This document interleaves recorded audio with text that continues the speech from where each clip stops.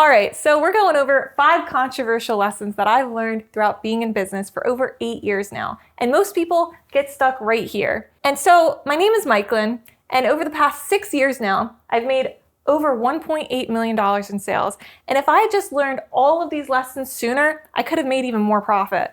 So let's get right into it. So number 1 is sacrifice quality for speed. We live in the day and age of Amazon where people want things fast.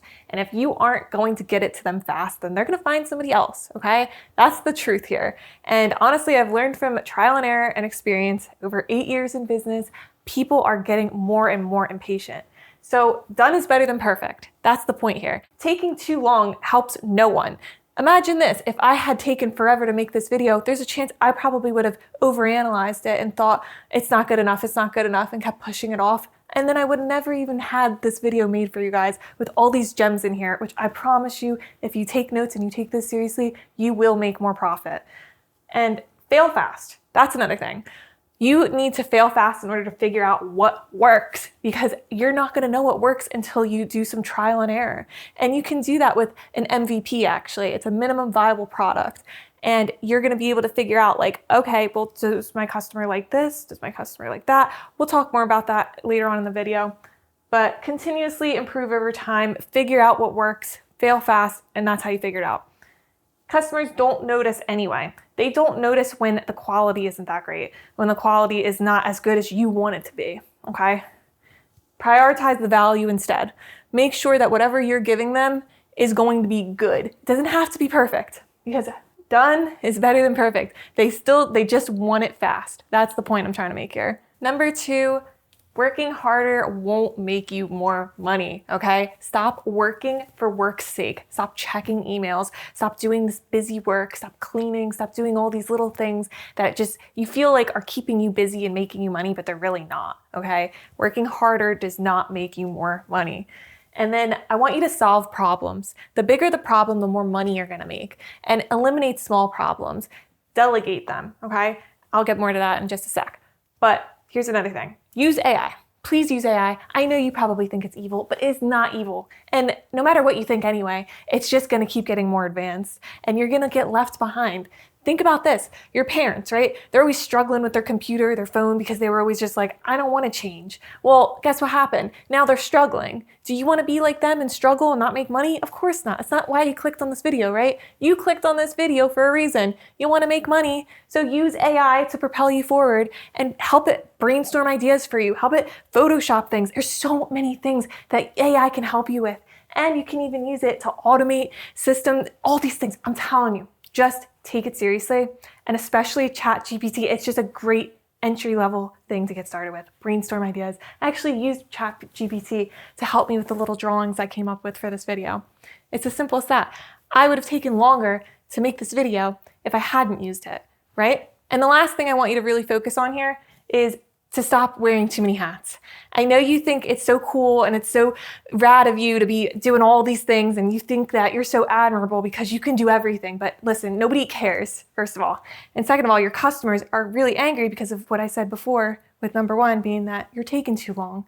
If you're doing everything yourself, you are taking way too long. It's not a flex. So start delegating things to people that can do what you can do. Okay? Especially if it's something that you know you can easily outsource, like cleaning, for instance. Like if you need cleaning, something so simple like that, you can get a maid to come to your house and clean for you. That's an easy way to delegate work. You can also do grocery deliveries. I do this very simple and easy. If you're not doing it, honestly, you're just shooting yourself in the foot, because you want to make more money, but you can't make more money if you're going to the grocery store all the time, right? It's a waste of time. And the more work you can take off of your plate and spread to other people through delegation, the more you're going to be able to figure out what problems you can actually solve that are really big, that are going to make you more money. Number 3 is there's no such thing as work-life balance if you want to be successful, okay?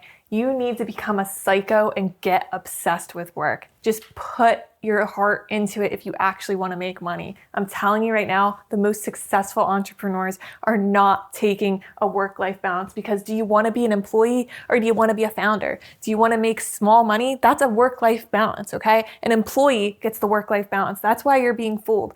You don't see that these entrepreneurs don't care about a work-life balance. They are literally psycho. They only think and drink and breathe work. Just get obsessed with it, and I promise you, you will make money. There's no way that you can't make money if you don't get obsessed with it.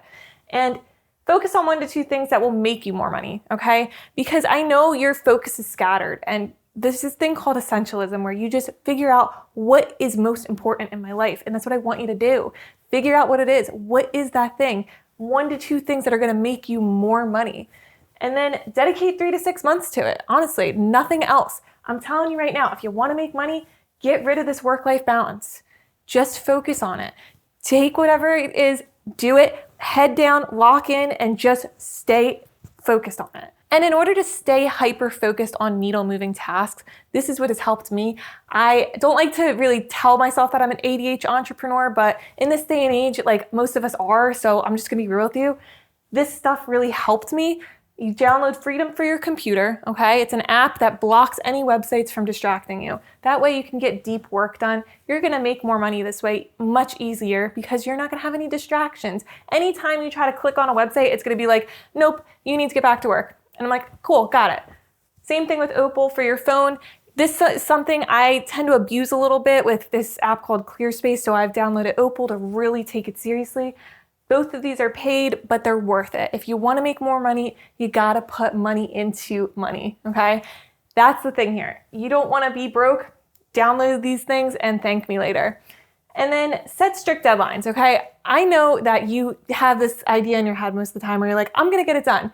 Unless there's a deadline, it's just an illusion. It's not real. You need to write it down. You can't think about things. You have to write them down.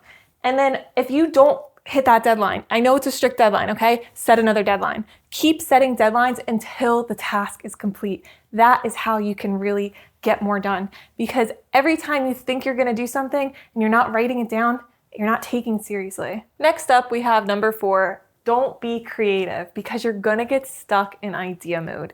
And this is where you are gonna get left behind, right? Because your competitors are gonna keep coming out with these things, right? And you're gonna just be like, I have to perfect this idea though. It has to be so unique and creative. While all your customers want is the product or the service that you're just trying to offer them, right? Stop getting so stuck there, because you need to execute in order to make money.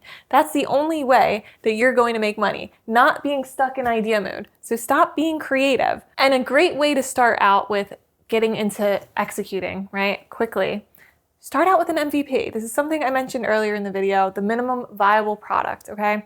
1 to 2 things that are just gonna be able to get you out there, show you off. If you're just currently starting out as an entrepreneur and you don't know what the hell you're doing, I highly suggest you do this, because I've spent and wasted a lot of time, effort, and energy on products that did not do well because they were creative. No one could relate to them. No one knew what the hell I was doing. No one understood where I was going with it, right?